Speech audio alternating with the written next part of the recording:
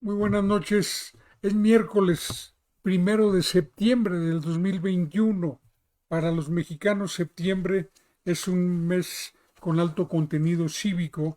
Celebramos el inicio de nuestra independencia, la consumación de nuestra independencia y también conmemoramos los zacatecanos la fundación de la ciudad de Zacatecas, un 8 de septiembre.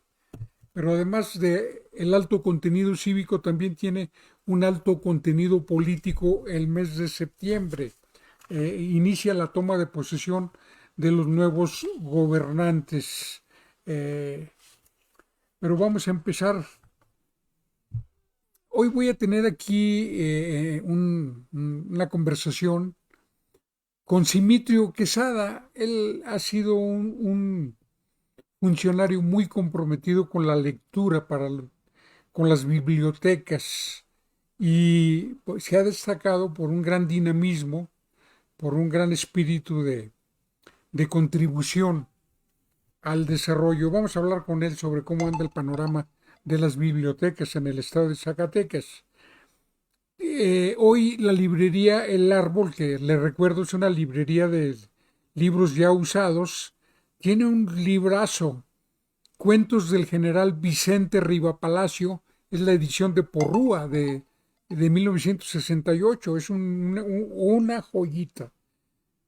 Y en el fragmento de la presentación dice, Vicente Riva Palacio, de carácter jovial y zumbón, era un conversador incansable y desde luego sabía contar cuentos, cuentos de múltiples colores.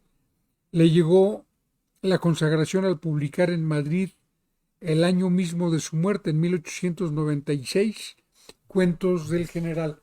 Bueno, Vicente Riva Palacio es el autor de esa canción emblema de la lucha contra la invasión francesa, contra Maximiliano. Mamá Carlota, adiós mamá Carlota, narices de pelota, etc. Y además se casó con una hija de Vicente Guerrero. Y un dato adicional, aquí viven descendientes de Vicente Riva Palacio y desde luego por consecuencia de Vicente Guerrero. Eh, es más, pronto conversaremos con mi buen amigo, un destacado artista. En el tema del COVID, 188 nuevos contagios en las últimas 24 horas, una cifra muy elevada. El La persona de menor edad es de 2 años, es una niña de Calera. Y la de mayor edad es de 85 años, una mujer de Río Grande.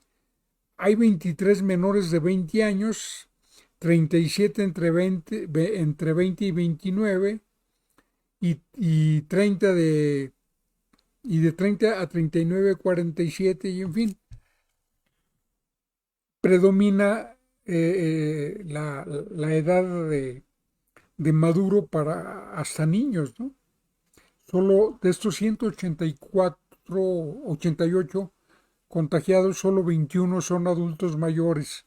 La mayor carga viral se registra en Zacatecas con 54, no, en Fresnillo son 54, Zacatecas 33, 23 en Guadalupe, 12 de Sombrerete, 10 de Calera, 8 de Nochistlán y el resto son de diversos municipios repartidos.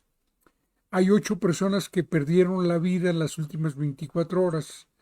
El de menos edad es un hombre de 51 años y el mayor un hombre de 93 años. Son 5 de los 8 son de Fresnillo y otros son uno de Pinos, otro de Trancoso y otro de Valparaíso. Mm, Desde luego, en la mitad de ellos pesó mucho la diabetes, la hipertensión, la obesidad. Así es que, pues, sigamos. Y hoy se rompe un récord de fallecimientos a nivel nacional. Hoy está muy elevada la cifra. Son 1.177 nuevas muertes. Es un récord de la tercera ola. Nunca se había alcanzado esta cifra. Y además de contagiados, hay 17.000 nuevos contagios. 17.337. Está más o menos contenida, pero en lo alto. Esto es algo que, que debe, de lo que debemos seguir pendientes. Hasta ahorita transcurre con normalidad el regreso a clases. Hoy Zacatecas vivió un caos, pero de esos mayúsculos. Fueron bloqueadas los accesos a la ciudad y las arterias principales. La protesta de los sindicatos que forman parte del LISTESAC no se hizo esperar ante el un intento de convocar para mañana a una sesión extraordinaria para reformar la ley del ISTESAC y que se haya divulgado previamente el dictamen. La presión fue muy fuerte y eso hizo reaccionar al gobernador convocando al diálogo. Finalmente este tuvo lugar, pero según se deduce de toda la información que está circulando, solo acudió a dialogar la parte inconforme, la que protesta. No acudieron los legisladores convocantes a la sesión extraordinaria, por lo cual se presume que no hay en ese sentido todavía un acuerdo que le ponga reglas a cómo vivir este desacuerdo, porque es preocupante la fragmentación política que se está haciendo notar en el estado de Zacatecas. Creo que hay muchas cosas por atender de fondo en este tema de la ley del ISTESAC. Creo que debiéramos verlo como una gran oportunidad para tener una radiografía de la administración pública de Zacatecas, porque es una vía que nos permitirá detectar anomalías para que éstas tengan freno, ¿verdad? Lo primero que debe hacerse es suspender la continuidad de los procesos de descomposición. ¿Y por qué lo digo? Porque al ISTESAC le ha ido muy mal como consecuencia de la irresponsabilidad generalizada en las últimas, en varias administraciones públicas. ¿Por qué?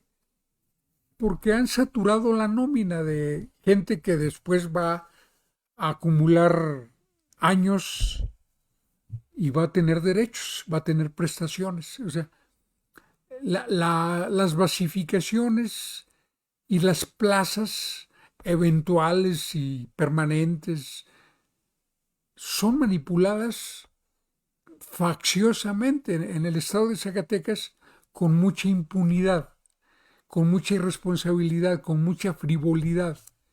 Y se hace, ha faltado una política de administración racional y hasta ahorita pues ya es un problemón porque corregir las cosas significa desembolsar enormes cantidades de dinero para poder poner orden. Recientemente una apreciada amiga que trabaja en Secampo me comentaba que una función que alguien cumplía, una amiga de ella, hace 5 años la cumplía una sola persona y ahora la misma función la cumplen 5. Y más o menos por ahí anda ese crecimiento que es causa y efecto del no crecimiento económico en el estado de Zacatecas. O sea, aquellos que aspiraban que el sector privado fuera la nueva máquina de la locomotora, pues no ha sido tal por angas o por mangas. La capacidad de generar empleos del sector privado ha sido muy limitada. La mayor parte de los empleos que proceden del sector privado la genera la pequeña empresa, la micro y pequeña empresa, la enorme cantidad de empleos y, desde luego, el trabajo informal. Entonces, esto se salió de control. Entonces va a necesitar de un trabajo continuo de rectificación, un, un esfuerzo que va a necesitar mucho el respaldo de la sociedad. Por eso tiene que ser muy legítimo, tiene que ser muy limpio. Por eso no cabe la política de contratar porque jaló conmigo en la campaña o castigarlo porque no jaló conmigo en la campaña. Así como suena, suena idiota, pero así se ha gobernado Zacatecas. Así se han tomado muchas decisiones. Por eso hay una gran cantidad de laudos, sentencias laborales, condenando a indemnizar a trabajadores que fueron despedidos para que le dejaran su lugar a, a un compromiso, a una factura de campaña, aprovechando la circunstancia de que a quien le corresponderá hacer frente de las consecuencias es al siguiente presidente municipal, si no es al tercero todavía. Y eso nos mantiene en una situación muy preocupante. Bueno, ese crecimiento desordenado de la planta laboral pública en Zacatecas ha repercutido, desde luego, ha presionado enormemente al ISTESAC. Y también la política de no entregarle las cuotas que sí le descuentan a los trabajadores. ¿Sí? O sea, los trabajadores no tienen la oportunidad de eludir sus obligaciones. Viven la misma situación que vivimos en la universidad. Los que somos universitarios tenemos décadas oyendo que adeudamos las cuotas al ISSSTE, pero quien se las adeuda es la administración, porque a cada asalariado de la universidad le llega descontada esa cuota, pero no se le entrega al ISSSTE. Fenómeno similar ha sucedido con el ISTESAC a través de los años. Esos son factores exteriores que pueden clarificarse ahora al abordar toda la complejidad del problema y no recurrir a la reforma, porque esa mejoral para el cáncer ya lo aplicaron en el 2015 y otras veces. Cíclicamente nos están dando la reforma que va a resolver los problemas. Van pasando los años y no se resolvió ningún problema. Y es mi convicción que la actual propuesta que está a discusión tiene el mismo destino. Por eso, ese es un universo problemático exterior al ISTESAC, en donde también están la carga que le hacen políticos influyentes seccionales para tener acceso a servicios de hoteles y restaurantes del ISTESAC. En la historia ha sucedido eso, como ha sucedido que las mueblerías del ISTESAC han sido saqueadas, ¿verdad?, expoliadas por influyentismos también, y bueno, así ninguna actividad empresarial funciona, ¿verdad? No es que no funcione, sí pudo haber funcionado. Con corrupción no funciona ni lo público ni lo privado, ¿eh? Eso es algo que... Y por eso es fundamental que veamos en esta oportunidad el conducto para empezar a sanear la política administrativa del estado de Zacatecas. Una política que significa poner orden en casa Y esto es tanto para el gobierno del Estado, sus tres poderes, órganos constitucionales autónomos y municipios, porque cojean del mismo pie. En lo único que no crece es en policías. En lo demás siempre está creciendo la planta laboral. Todos esos procesos deben transparentarse porque ideal sería que lo comunicaran ordenadamente los gobiernos, que dijeran así están las cosas, sin ánimos facciosos, sin ánimos para que la gente tenga elementos de juicio y a partir de comunicar verdades se va construyendo una política de legitimidad a las medidas, a los sacrificios, a los desacomodos que inevitablemente se dan cuando hay políticas correctivas, cuando hay cambios, cuando hay transformaciones. Nadie puede aspirar a que nadie se desacomode. Pero escuche este video que es reflejo del ánimo generalizado que hay al respecto. Llegamos al acuerdo de que el gobernador no va a subir la iniciativa o la convocatoria el día de mañana, el día de hoy, para que no puedan sesionar mañana. Lo logramos, compañeros. Todavía corremos el riesgo de que el sábado pueda ser. Hay que estar atentos, hay que estar al pendiente. En el mismo acuerdo firmamos que si no hay consenso entre los sindicatos y la legislatura, la ley no pasa, compañeros. Hemos dado un gran golpe, hemos demostrado la fuerza que tenemos, hemos demostrado lo que somos. Somos un grupo unido y ojalá así sigamos. Muchas gracias por su participación, muchas gracias por haber estado con nosotros. Sin ustedes no hubiera sido posible. Tenemos ya el acuerdo firmado, ahorita lo vamos a empezar a subir a las redes y tenemos el compromiso de liberar las carreteras. ¿Y qué sigue? ¡Bravo! Compañeros, buenas tardes. Miren, ratificar.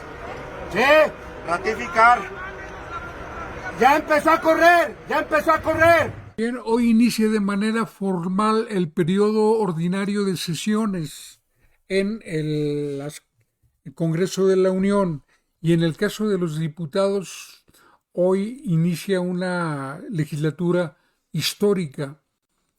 Por primera vez, y creo que es caso único en el mundo, salvo que esté equivocado, hay exactamente 250 varones y 50 mujeres. 250 y 250. La Cámara de Diputados se conforma con 500 y con muchas manchicuepas, pero se hizo que la equidad sea absoluta, sea milimétrica. Así es que vamos a poder ver. A mí me parece que es un avance histórico. Creo que empoderar a la mujer va a ser en beneficio de la nación. Creo que en las mujeres donde se destierra el machismo del poder público, donde se construye esa equidad entre géneros, la salud pública está más garantizada que cuando predomina el género masculino. Yo sí celebro eso, como celebro también que pronto estén en funciones 6 nuevas gobernadoras. Ya tomó posesión la primera, Lorena Cuellar, en Tlaxcala, pero están otras 5 en espera y para el próximo año, con toda certeza, vamos a tener 3 gobernadoras más. Se está construyendo una ruta que evidentemente en el proceso de reafirmación hay desacomodos y si usted quiere hasta injusticias, porque hay ocasiones en que sacrifican a personas con todos los merecimientos seguramente hay que perfeccionar los métodos, las reglas. Creo que no hay que seguir con que el INE improvise reglamentos aprovechando el vacío que deja la legislatura para ir corrigiendo. Y algo urgente, necesitamos que haya más trabajo en el poder legislativo de este país. son demasiados los tiempos muertos, muy, o sea, no se autoexigen nada y la mayor parte ni siquiera hace actividad legislativa, se la pasa en gestiones, le llaman ellos. Es una forma de salirse por la tangente muy disfuncional y nada institucional. Y bueno, entre los datos que sobresalen y que me hacen reforzar mi convicción para para que eliminemos el fuero para todo el que lo tenga, es que no pudo acudir a tomar protesta un diputado federal electo por el PRD, que había sido secretario general de gobierno con Miguel Ángel Yunes en Veracruz, pero que está preso. Y aún así está como diputado electo.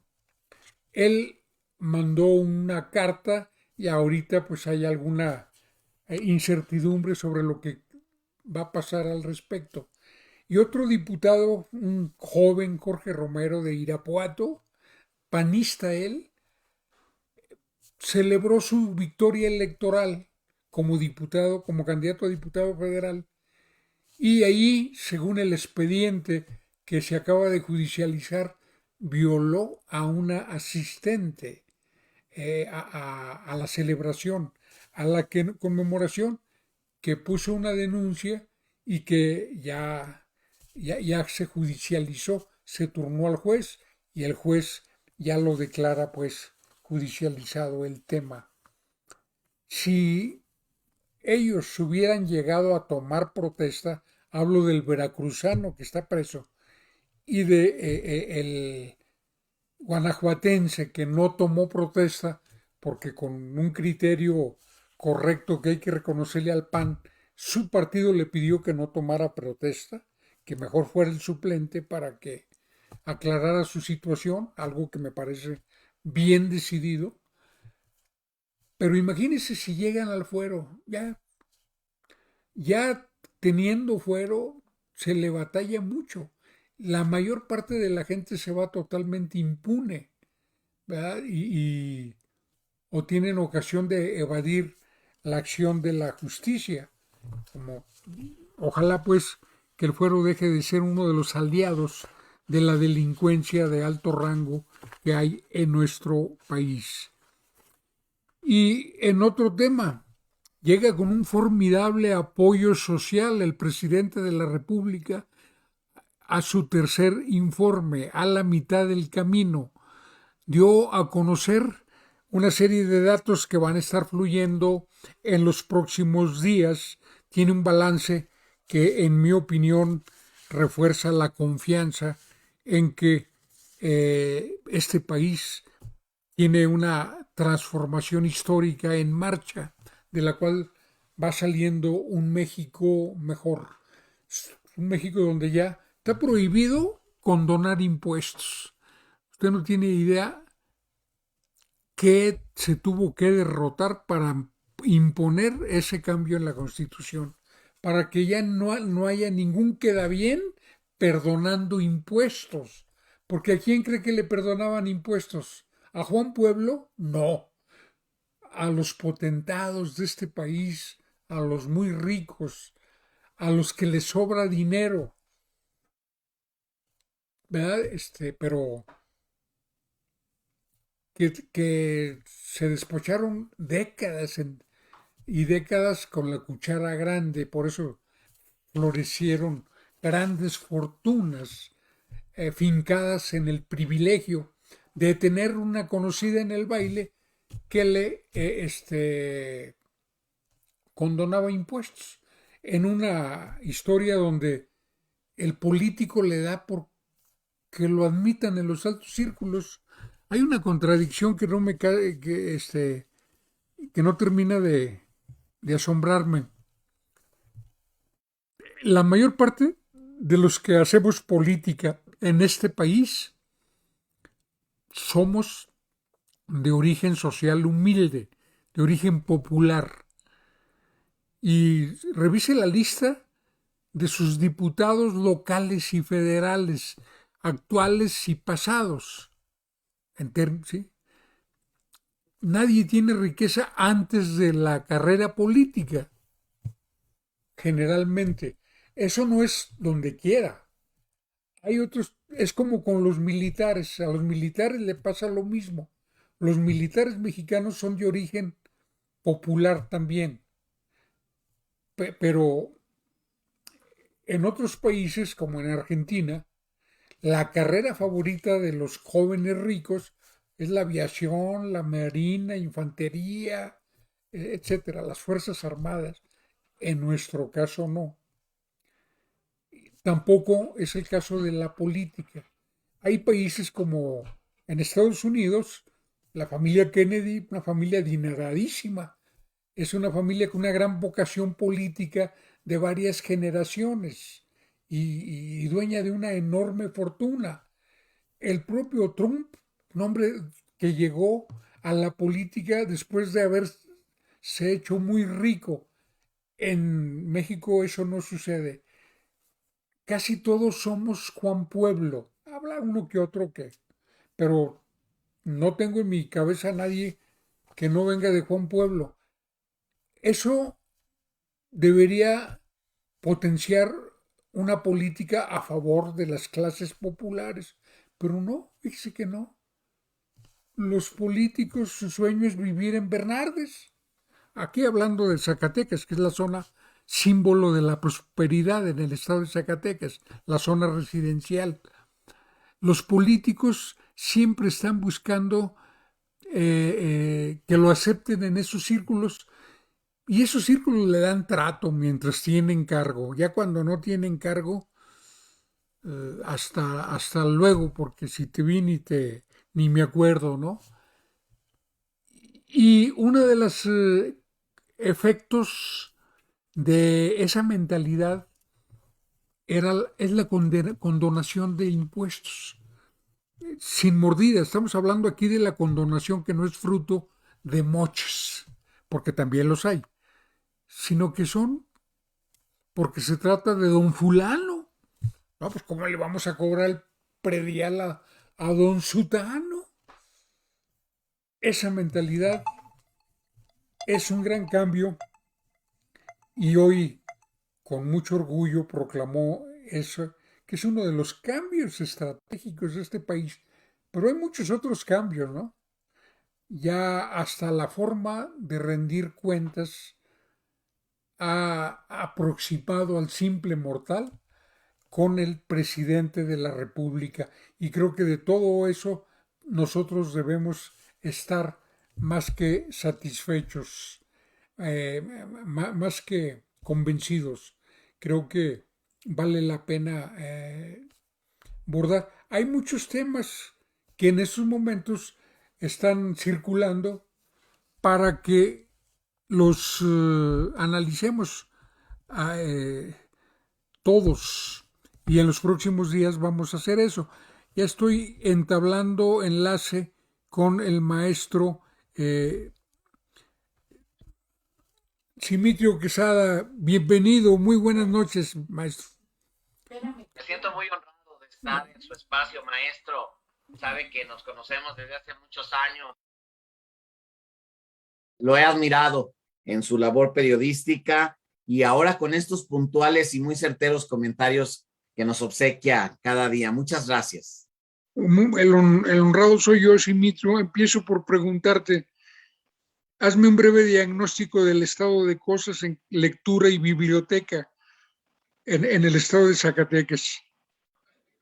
Creo que el motor ya está encendido, creo que tuvo un buen calentamiento después de cierto marasmo de 30 años. Veníamos recapitulando eso en nuestro regreso de Fresnillo a la capital este mediodía, porque estábamos platicando sobre cómo desde los congresos, desde el Senado, se puede apoyar a las bibliotecas. Habíamos platicado allí en la biblioteca de Estación Gutiérrez, donde hoy entregamos la ludoteca 111, que hubo hacia 2009 desde el Senado de la República se tramitó por parte de Claudia Corichi García una dotación de 80 televisores para bibliotecas del Estado, y cómo al final llegó solo la mitad y otros tantos televisores se perdieron allí mismo en la Coordinación Estatal de Bibliotecas. Yo lo descubrí porque encontré los pedestales de las pantallas en la bodega, es decir, anduvieron vendiendo esos televisores sin pedestales, y pues sí es sorprendente, sobre todo cuando uno viene desde la ciudadanía. Yo no me considero político, y desde el ejercicio del periodismo, que desde muy joven me ha gustado, cuando empiezas a descubrir que si en esas áreas donde casi no hay presupuesto se da la rapiña, ¿qué sucederá donde sí hay presupuesto y donde sí hay recursos? Así es que yo entendí muy pronto que de veras tenía uno que moverse, tomar acción, hacer cosas, reactivar las bibliotecas de una u otra forma, y dejar de que se considerara a la biblioteca o a la coordinación de bibliotecas como mero puesto honorífico. Es decir, que las bibliotecas en Zacatecas iban a avanzar con, sin y a pesar del coordinador. Entonces, yo creo que sí hacía falta cierto orden, y es irónico porque quienes me conocen pues saben que me gusta mucho la alegría y cantar y contar chistes y todo, pero a la hora de ponernos serios porque hay que trabajar, sí hacía falta en la coordinación cierto orden, mucho respeto hacia el equipo bibliotecario que ya tiene 30 años allí y que traen sus propias enemistades y sus amistades, como sucede con cualquier familia, pero ese respeto, ¿no? O sea, que llegue un coordinador y que agarre un bibliotecario de chofer y ve y cómprame unas flores para mi novia, o llévale serenata a mi amante, o esto o lo otro. Yo creo que sí era mucho faltarle el respeto al servicio público. Yo he sentido esto más como un servicio civil, de algún modo. Y además, cuando llegué a las bibliotecas, yo me hice esa pregunta. A ver, el Simitrio Fiero, que trabajó de reportero, que ha sido columnista, ¿qué le exigiría al coordinador estatal de bibliotecas? Pues primero, que se salga de esa mendiga biblioteca estatal y que se ponga a atender realmente a la red estatal de bibliotecas. Yo comentaba que me hizo llorar, la verdad, cuando llegué al Plateado, a General Joaquín Amaro, Zacatecas.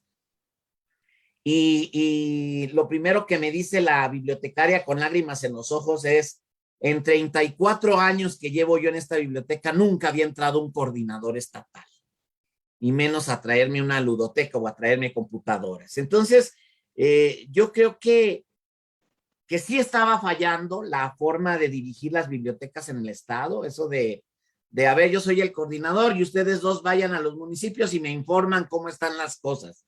Yo creo que sí era necesario recuperar el respeto del coordinador estatal hacia el equipo, porque ellos son los que hacen la biblioteca, pero además transformar el concepto de biblioteca. La biblioteca ya no es el museo del libro antiguo, ya no es la bodega de libros solo para hacer tareas. Me lleva a la fregada, no es por allí. La biblioteca tiene que ser un espacio con un sentido, y tiene que ser un espacio interactivo, y tenemos enfrente al celular y a Wikipedia y a Google. Entonces tú tienes que innovar e integrar esas tecnologías y hacer estos espacios vivos. Por eso yo entiendo que luego en Sombrerete o en Zainalto lleguen los presidentes y digan: híjole, es que pago mucha nómina porque tengo 13 bibliotecas, voy a cerrar 8 y voy a repartir los libros, que es lo que llegó a decir algún presidente. Entonces, cuando a mí yo no digo que me quisieron amenazar, pero cuando me dijeron eso de: oye, voy a cerrar bibliotecas y aunque te enojes, ¿cómo ves? Como un desafío, más bien. Entonces yo les decía: genial, ciérrame 8 bibliotecas y yo voy y se las llevo a Pinos, porque Pinos tiene 370 comunidades, Y en comunidades solo tiene una biblioteca, en La Victoria. Y la otra, que es una biblioteca de 1962, que está allí en la cabecera, ahí cerca del Templo Mayor. Y entonces, ¿dónde dejas al nigromante, a Espíritu Santo, a la pendencia, a Tolosa? O sea, fácil, ahorita podemos sacar 12 ranchos de pinos que son más grandes que Susticacán o que Guanusco y que no tienen bibliotecas. Entonces, desde la misma distribución de bibliotecas que se dio más que nada por motivos políticos, ha sido muy injusta la situación y hay municipios que tienen muchas bibliotecas y no están valorando todo lo que tienen, y hay otros municipios torales en la geografía zacatecana como Tlaltenango, como Jalpa, como Loreto, que solo tienen 2 bibliotecas y que sí necesitan incrementar más su oferta y cambiar este concepto del centro bibliotecario para este siglo XXI. Simitrio, en los 90 nos correspondió impulsar un programa de bibliotecas para los barrios. Uh-huh. Recibimos el apoyo generoso, muy bien dispuesto, de Miguel de la Madrid. Uh-huh. Era en ese momento como director del Fondo de Cultura Económica, ya había pasado su periodo presidencial. Sí. Y bueno, nos correspondió participar en el nacimiento de varias bibliotecas. La primera de todas la vino a inaugurar el propio Miguel de la Madrid. Y recuerdo también, en esa misma época, un muy querido maestro, el abogado Roberto Almanza, que pues un maestro que formó muchas generaciones de universitarios, ¿no? De abogados. Él donó una bellísima biblioteca, la conocí, fui de los privilegiados que tuve acceso a su biblioteca, porque pues lógicamente no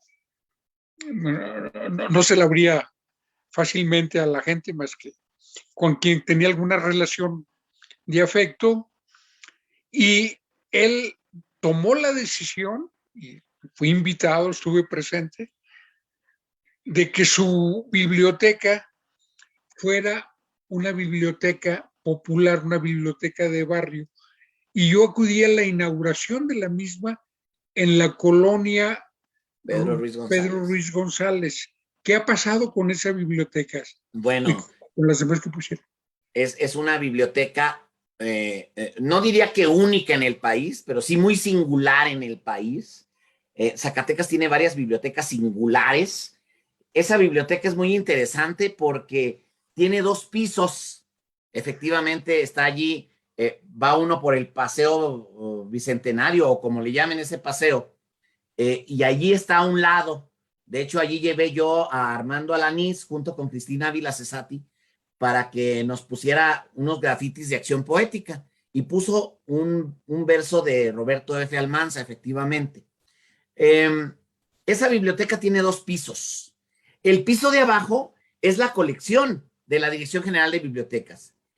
Y sube uno a la escalera y está la biblioteca del maestro Almanza. Y allí está tal cual, inmaculada, porque no le han pegado cintillos, no se le ha hecho proceso técnico.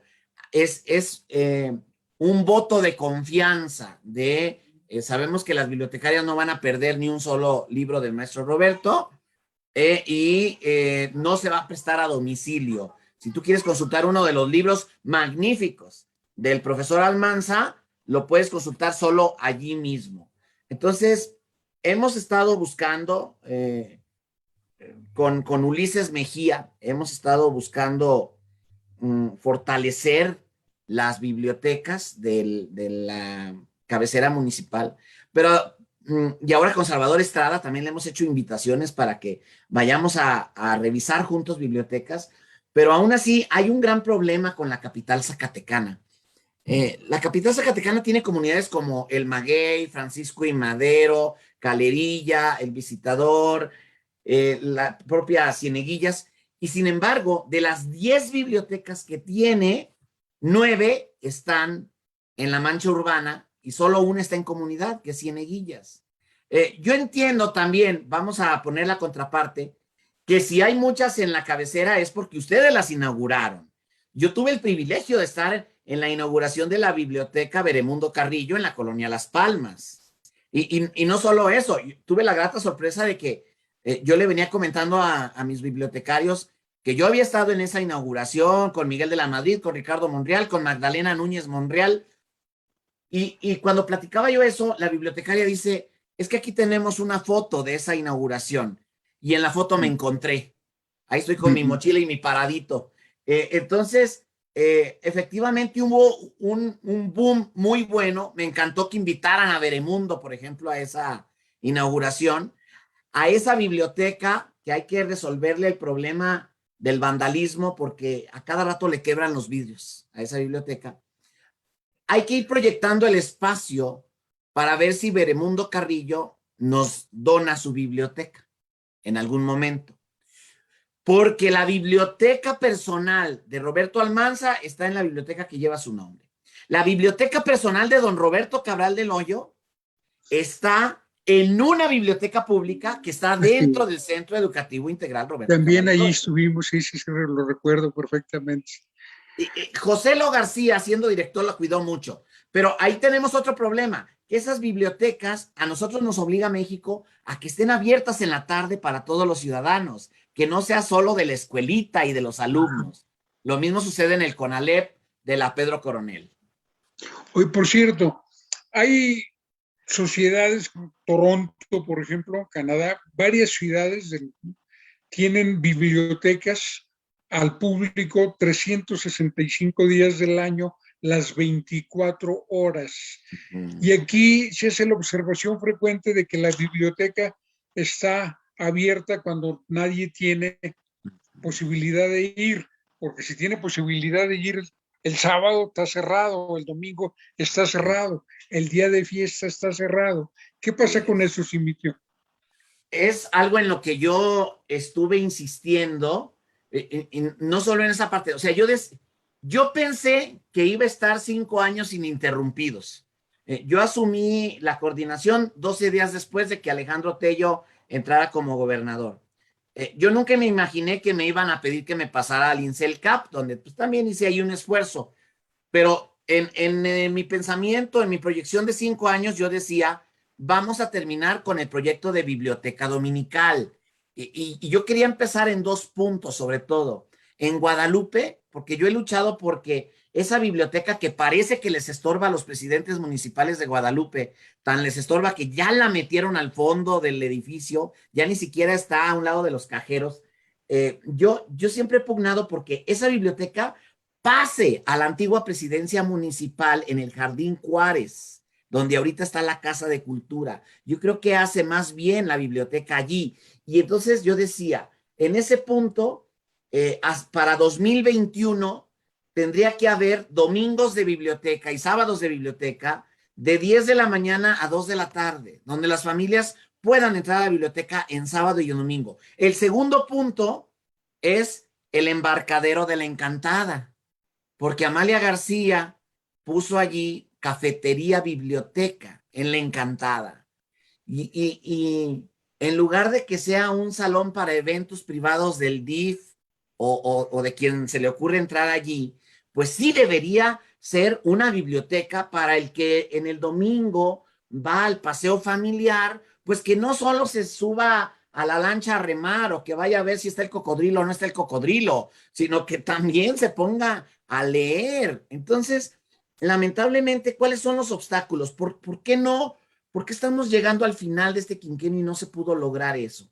El primer factor es, en Zacatecas no hay una normativa que establezca el salario mínimo de una bibliotecaria o de un bibliotecario. Ayer que fui a Tierra Generosa, Miguel Ausa me aborda al final la bibliotecaria y me dice, oiga, es que yo gano 1,100 a la quincena, entonces yo necesito ganar más. Hay bibliotecarias en Oria de Ángeles que ganan 1,650 pesos al mes. Entonces, si tú le dices, te vas a venir a trabajar el sábado y te vas a venir a trabajar el domingo, cuando hay bibliotecarias que les entregan el pago en efectivo y tienen que firmar un recibo de honorarios, lo cual hasta me parece ilegal. por supuesto que no es tan fácil y necesitas capacitar realmente a tus bibliotecarios, necesitas platicar con los presidentes municipales en municipios donde a veces ni los regidores ni los síndicos conocen la biblioteca o nunca se han parado. Hay una serie de obstáculos que no nos permiten todavía llegar a eso. Ojo, yo le bajé, tú me dijiste que 365 días, 24 horas. Yo estoy diciendo sábados y domingos. Sí, a mí sí me encantaría que llegáramos a eso. A mí lamentablemente hubo dos cosas que se me interpusieron. La primera fue que me pasé a otra área y cuando regresé tardé más tiempo en levantar lo que se había caído. Y la segunda fue la pandemia. Yo quería ser el primer coordinador estatal que visitara las 242 bibliotecas y estoy llegando a 209. ¿Y cómo te ha ido de presupuesto? Pues los presupuestos fluctuaron en 200,000 pesos al año. 200,000, 315,000.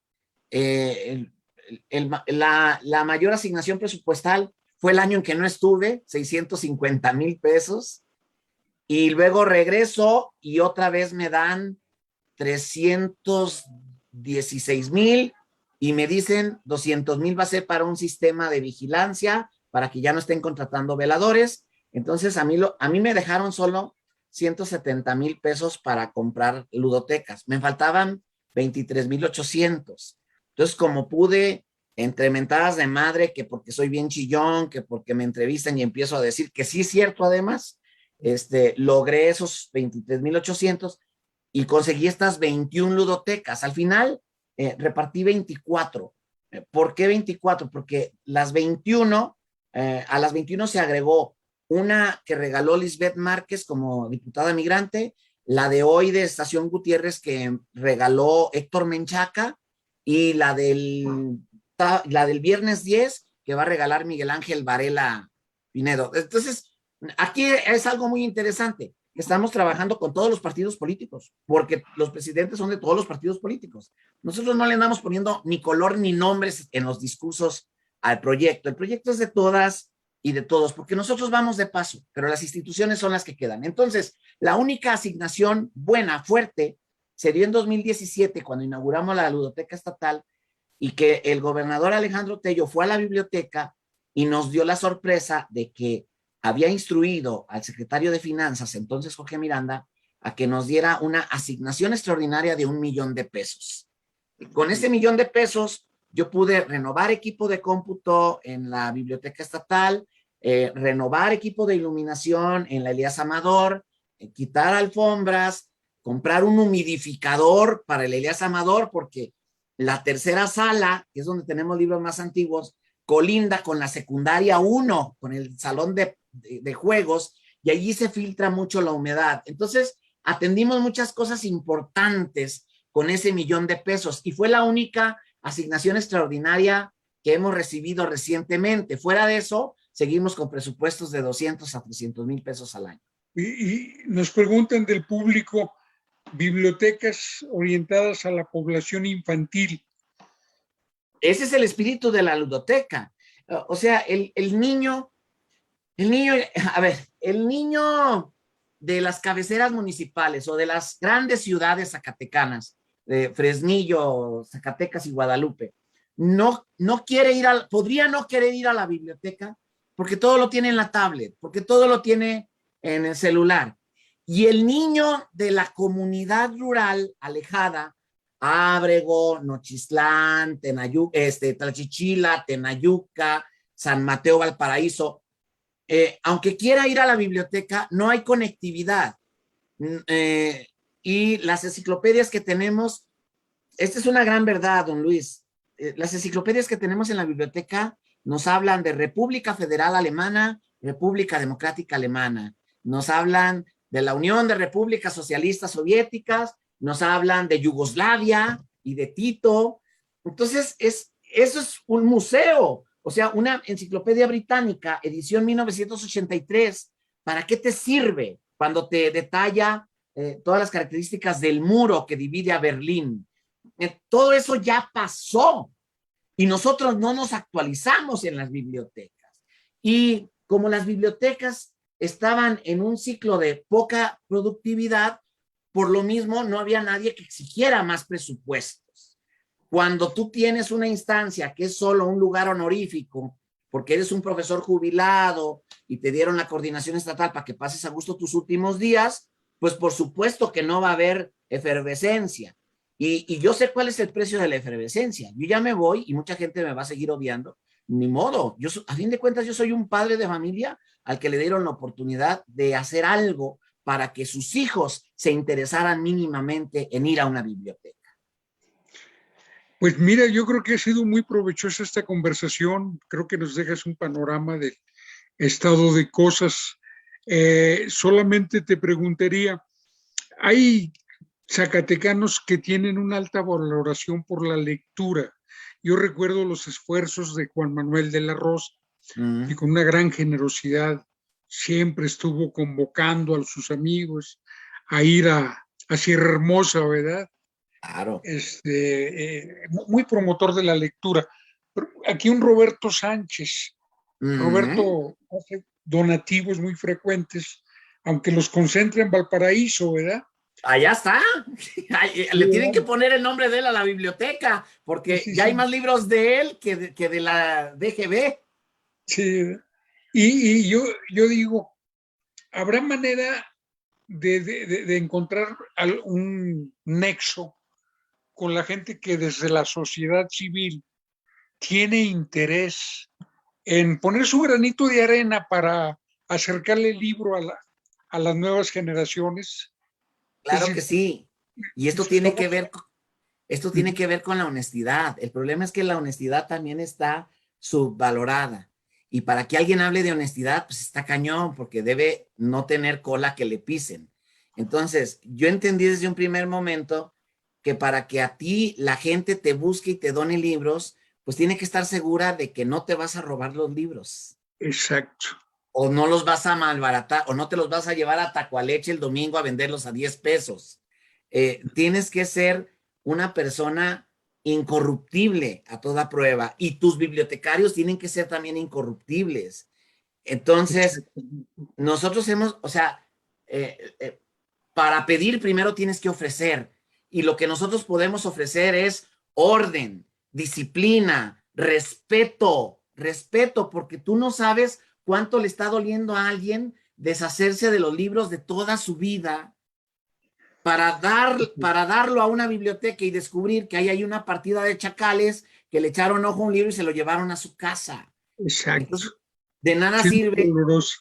Pues claro, entonces nosotros hemos trabajado mucho esa parte. Yo he buscado, ahorita estamos por concretar una donación de la doctora Aspasia Cusulas y de su difunto marido, y todavía no hemos avanzado, en parte porque he estado ocupado con lo de las ludotecas, y en parte porque no vamos a mover, no vamos a sacar ningún libro de la casa de ella hasta que ella y sus hijos estén conformes con un contrato de donación que vamos a revisar punto por punto, y que incluye que cuando ellos nos den la biblioteca, le haremos un proceso técnico a los libros y les entregaremos a ellos una copia de la relación de libros que nos dan, para que dentro de 40 años sus bisnietos puedan llegar y cotejar. A ver, quiero comprobar que aquí están todos los libros que trajo mi bisabuela.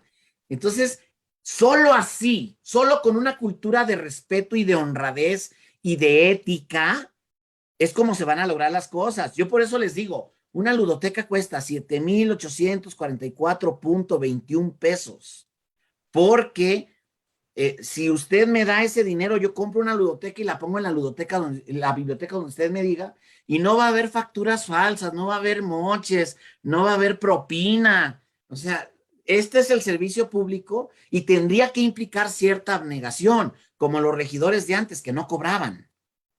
Así es. Simitrio, pues ha sido muy rica esta conversación. Seguramente tendremos más ocasiones de poder estar conversando. Muchísimas gracias. ¿Deseas agregar algo? No, la invitación, las bibliotecas están pasando por un momento difícil también por la pandemia.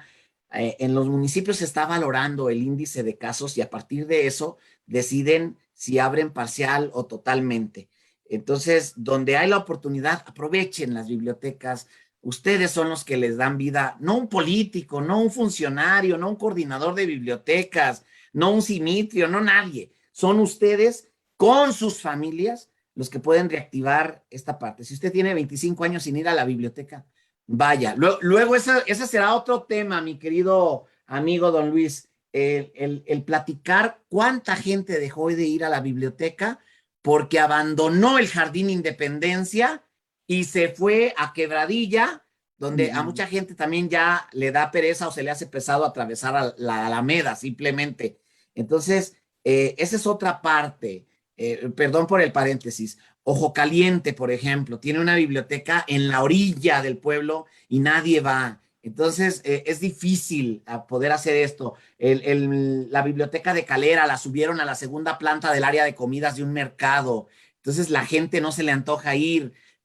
Tenemos que hacer más sensibles también a los gobiernos municipales. El próximo coordinador de bibliotecas o la coordinadora de bibliotecas en el gobierno de David Monreal va a tener una carga muy pesada. De entrada tiene que recorrer las 58 cabeceras municipales y convencer a los 58 nuevos cabildos y nuevos presidentes y presidentas de renovar las obligaciones y que nunca más salgan con que, coordinador, nos hace falta un librero. No, el librero lo tiene que poner usted y la computadora la tiene que poner usted como municipio.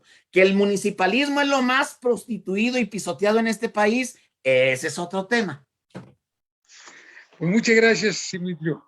Gracias, muy buenas noches. Continuaremos hablando en vivo y en directo. Un Muchas gran gracias. abrazo y mi más sincero reconocimiento a tu labor. Muchas gracias. Gracias, maestro. Hasta luego. Pues aquí está con Simitrio Quesada, el coordinador general de bibliotecas. Se ha peleado, pero en serio, con el asunto. Le ha dado mucha... ha subido a la escena esta problemática que durante muchos años se mantuvo en la indiferencia, pero los profesionistas de mi generación tenemos en la biblioteca pública el aliado sin el cual no hubiéramos caminado. Creo que esa experiencia mía es una experiencia muy compartida por todo el mundo. Bueno, fue muy ilustrativo lo que nos dice. Ya nos estamos despidiendo. Le quiero pues reiterar que para mañana se pretende que haya una sesión extraordinaria de una legislatura que ya está por salir y que mantiene en tensión a los núcleos sindicales que hoy dieron una manifestación de fuerza política, de convocatoria, pues que nadie que esté en sus 5 sentidos va a poder ignorar. Ojalá prive el diálogo, ojalá que se construya una ruta. El problema es grave, es serio, requiere de la reflexión de todos, pero creo que se escogió un procedimiento que no va a llegar a ningún lado. En otro orden de ideas, hay un desmentido. Ayer, ya de último momento, le hablábamos de que Julio Scherer, coordinador jurídico de la presidencia, había presentado su renuncia, según circulaba como noticia prácticamente en todos los medios.